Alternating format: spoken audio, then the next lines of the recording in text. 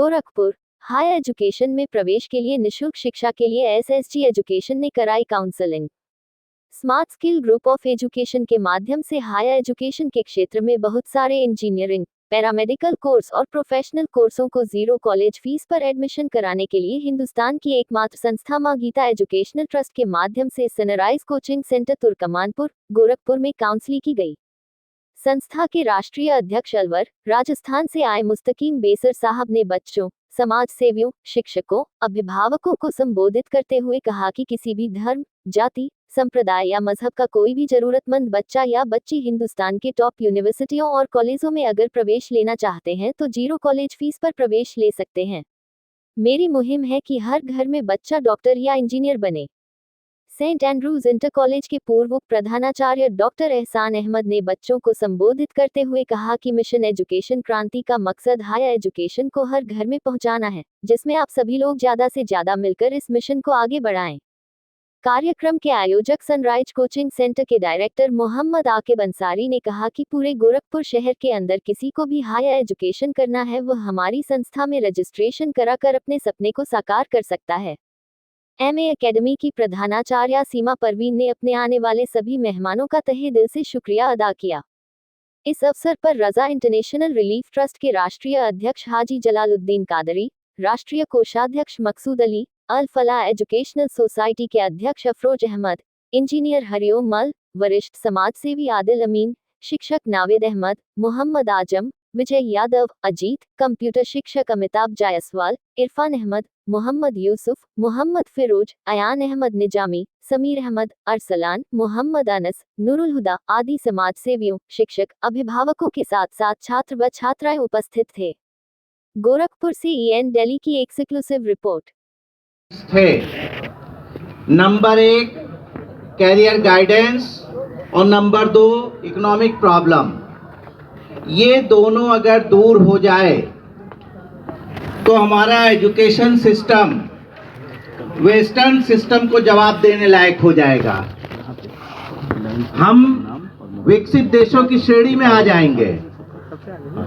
और इन दोनों प्रॉब्लम को दूर करने के लिए डायरेक्टर आकिब साहब और उनकी संस्था विश्वविद्यालय, इन दोनों लोगों ने मिलकर जो काम शुरू किया है, आकिब साहब से मुलाकात होती रहती है, वो कामों के बारे में बताते रहते हैं। वाकई ये काबिले तारीफ है। इसलिए नहीं कि धर्मादा कार्य कर रहे, इसलिए कि ये उस समाज को शिक्षित करना लेकिन पढ़ नहीं पा रहा है।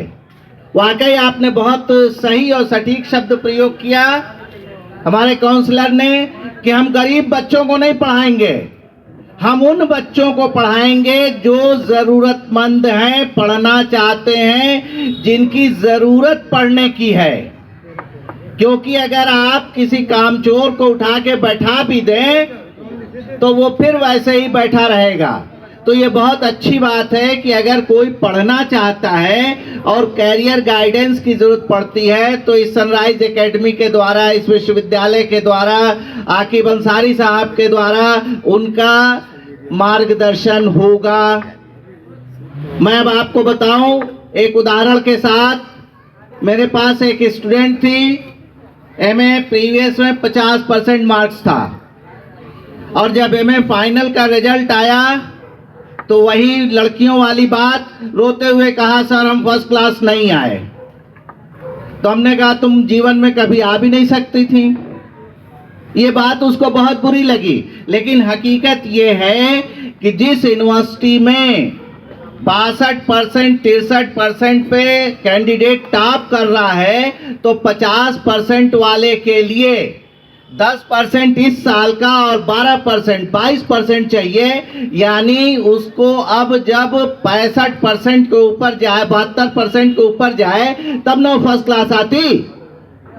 तो अभी आपने जो नीट की बात कही, ऐसा नहीं है कि नीट एक लाइन है, आप उसको पार नहीं कर सकते।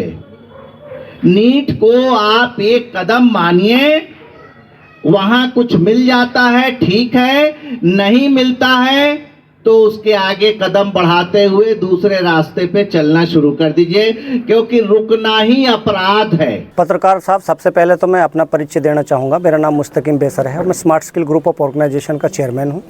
हमने एक देश भर में एक प्रोग्राम चला रखा है, मिशन एजुकेशन हायर क्रांति। ठीक है, इसके रिगार्डिंग हमने क्या है कि हम भारत में जो ग्रॉस इनरोलमेंट रेशियो है भारत का, वो 27% है और जब हमने काम शुरू किया था तो 19% था। इसका मतलब ये हुआ कि जो बच्चा 12वीं पढ़कर आया वो 27% ही उसका रेशियो रह गया, बाकी बच्चे ड्रॉप आउट हो गए। तो हम इस क्रांति के माध्यम से सेमिनार्स कर लोगों को जागरूक कर रहे हैं, गार्जियंस को स्कूल्स में जाकर, जहाँ पर भी हमें मौका मिल रहा है वहाँ हर डिस्ट्रिक्ट्स में हमारी टीम में काम कर रही हैं। और बच्चों को सबसे पहली हमारी प्रायोरिटी होती है कि हम उसको बेहतर कैरियर मार्गदर्शन दें और उसके बाद में वो जो फाइनेंशियल इकोनॉमिक प्रॉब्लम है उस बच्चे की, उसमें ट्यूशन फीस में उसका 100% हम उसको क्लियर करा के देते हैं। Maa Geeta Education and Charitable Trust और Smart skill group of Education, दोनों में क्या संबंध है? दोनों का संबंध ये है कि जो smart skill group of education है कि हम बच्चे का एक नाम दिया हमने अपनी संस्था का कि हम स्किल करना चाहते हैं, बच्चे को दक्ष करना चाहते हैं। और इसको रन करने वाली जो मेन चीज़ है जो बैकअप से दे रही है वो हमारा ट्रस्ट है जिसका नाम माँ गीता एजुकेशन चैरिटेबल ट्रस्ट है। कि बेसिकली आप माँ गीता ट्रस्ट से हैं? माँ बेसिकली मैं माँ गीता एजुकेशन चैरिटेबल ट्रस्ट का प्रेसिडेंट हूँ। ये जो काउंसलिंग कर रहे हैं वो स्किल डेवलपमेंट है यहाँ बिल्कुल आपने सही सुना इस विषय में। किस तरह के बच्चों का सिलेक्शन कर रहे हैं? सर, सिलेक्शन करने के लिए ना तो हमारे पास कोई धर्म है ना कोई संप्रदाय है। सारे बच्चे जर्नल बच्चों को भी विशेष तौर पे हमारे पास में ये जो हम फंडिंग करा रहे हैं बच्चों को CSR के देकर पढ़ा रहे हैं, तो इसमें ना कोई जात है ना धर्म है ना संप्रदाय है, हर वर्ग के बच्चों को पढ़ाने का काम कर रहे हैं। जो बच्चे का क्राइटेरिया है 45% मिनिमम परसेंटेज बच्चे की हो और बच्चा रेजिडेंशियल प्रोग्राम मतलब हॉस्टल में पढ़ाएंगे, हॉस्टल में रखेंगे अपने कैंपस पढ़ाई के दौरान, तो वो रेजिडेंशियल प्रोग्राम का हिस्सा हो और वो अपने रहने खाने का और एग्जाम शुल्क का इंतजाम कर ले, तो उसका जो कॉलेज का ट्यूशन फीस है वो 100% हम भर देंगे। 45% हाई स्कूल स्ट्रीम में या इंटरमीडिएट? हमारे पास जो बच्चा आना चाहिए उसकी जो क्वालिफिकेशन का जो परसेंटेज जो हम देखेंगे वो 45% इंटर में होगा उसका। सर, किसी भी साइड से, किसी भी स्ट्रीम से, जो बच्चा चाहे साइंस से हो, चाहे कॉमर्स से हो, PCM से हो, PCB से हो, सब बच्चे के हमारे पास जो नीट के कोर्स हैं उन्हें छोड़कर सारे कोर्सों की अवेलेबिलिटी है जो हिंदुस्तान में चल पा रहे हैं। आपने CSR का जिक्र किया है जी। किस ऑर्गेनाइजेशन के CSR से आपका? कॉर्पोरेट सोशल रिस्पॉन्सिबिलिटी में हमारे पास बहुत से हैं, जैसे हम पार्ले को ले लेते हैं, जैसे हमारे पास वीवो है, ओप्पो है, बहुत सारे कोलैबोरेशंस हैं। उसमें मैं और यूनिवर्सिटी मिलकर बच्चों का CSR करा लेते हैं। मेरे ऑर्गेनाइजेशन और जो कैंपस है, जो हमारे टाइप्स में ऑर्गेनाइजेशंस हैं, जो विश्वविद्यालय हैं, वो सब मिलकर करा लेते हैं आराम से। कोई इंस्टीट्यूट्स बताएंगे या कोई यूनिवर्सिटीज़ बताएंगे जहाँ पर अभी आप? हाँ, मैं ये बहुत अच्छा क्वेश्चन आपके किया, इसके लिए आप काबिल एहतराम हैं। हमारे पास में जो बच्चा भी पढ़ रहा है, अगर यूपी की बात करें तो अलीगढ़ के RJ ग्रुप ऑफ इंस्टीट्यूशन में बच्चा हमारा पढ़ रहा है और हमारा बच्चा VGI group of institution Noida में पढ़ रहा है। हमारा बच्चा सबसे जो ज़्यादा बच्चा हमारा है आर्यंस ग्रुप है चंडीगढ़ में और सबसे ज़्यादा बच्चा ओम स्टर्लिंग ग्लोबल यूनिवर्सिटी हिसार में अभी पढ़ रहा है।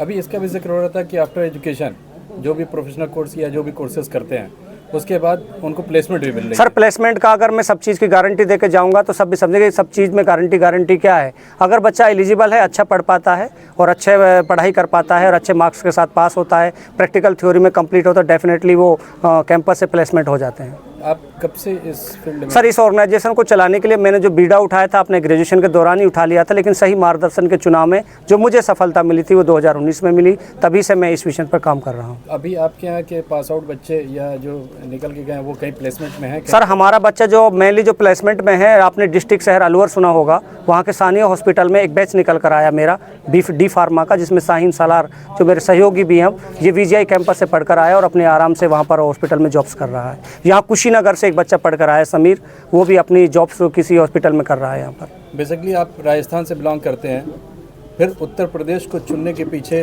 क्या? सबसे पहले उत्तर प्रदेश को चुनने का नंबर एक तो ये हमारे नज़दीक में पड़ रहा है, क्योंकि हमारी और इसकी राजस्थान हरियाणा की सीमाएं, यूपी की सीमाएं बहुत नज़दीक में पड़ती हैं। मेरे पास कॉलेजों की number of the list UP, Haryana, Rajasthan की है और यहाँ का जब देखा कि यहाँ पर हायर एजुकेशन में ये क्षेत्र पिछड़ रहा है तो मैंने चाहा कि क्यों ना पड़ोसी के पास जाकर इस योजना को चलाया जाए। ये जो है smart skill group of education की तरफ से हम लोग जो है हायर एजुकेशन को लेके जो है वर्क कर रहे हैं। बहुत सारे बच्चे ऐसे हैं जो बीटेक और पैरामेडिकल कोर्स करना चाहते हैं और सही मार्गदर्शन ना होने की वजह से और सही कोर्स का चुनाव ना होने की वजह से और आर्थिक स्थिति सही ना होने की वजह से ये बहुत सारे बच्चे जो है कोर्स नहीं कर पाते हैं। उसी मुहिम को लेके हम लोगों ने जो है ये बीड़ा उठाया है कि हायर एजुकेशन में जो है अच्छे से जो है बच्चों को जो है प्रमोट किया जाएगा, जिसकी वजह से बच्चे अच्छे अपने लक्ष्य को प्राप्त हो सकेंगे। किस तरह के बच्चों का सिलेक्शन कर रहे हैं, क्राइटेरिया क्या है बच्चों के सिलेक्शन का? किसी धर्म, जाति, मजहब, किसी भी संप्रदाय के बच्चे हों, सभी लोगों का सिलेक्शन हो जाएगा। जो बच्चा इंटरमीडिएट में 45% भी मार्क्स लेकर आता है, उन बच्चों को हम लोग अपने संस्था के माध्यम से अच्छे हिंदुस्तान के टॉप यूनिवर्सिटी और कॉलेजों में जो है प्रवेश दिलवाने का काम क्या करते हैं। यहाँ लोकल लेवल पर आपने कॉलेजेस से या यूनिवर्सिटी से कोई लोकल लेवल में आप हमारा जो है लखनऊ और कानपुर में है। गोरखपुर में अभी किसी कॉलेज से टाई अप नहीं हुआ है। और हमारे पिछले सेशन के 6 बच्चे जो है Om Sterling Global University Hisar Haryana में तालीम हासिल कर रहे हैं। सारे बच्चे जो है कोई बीटेक सीएस से कर रहा है, कोई बीटेक मैकेनिकल से कर रहा है। हिसार हरियाणा में ग्लोबल यूनिवर्सिटी में पढ़ रहे हैं 6 बच्चे पिछले session. Mohammad Aqib Ansari, director sunrise coaching centre.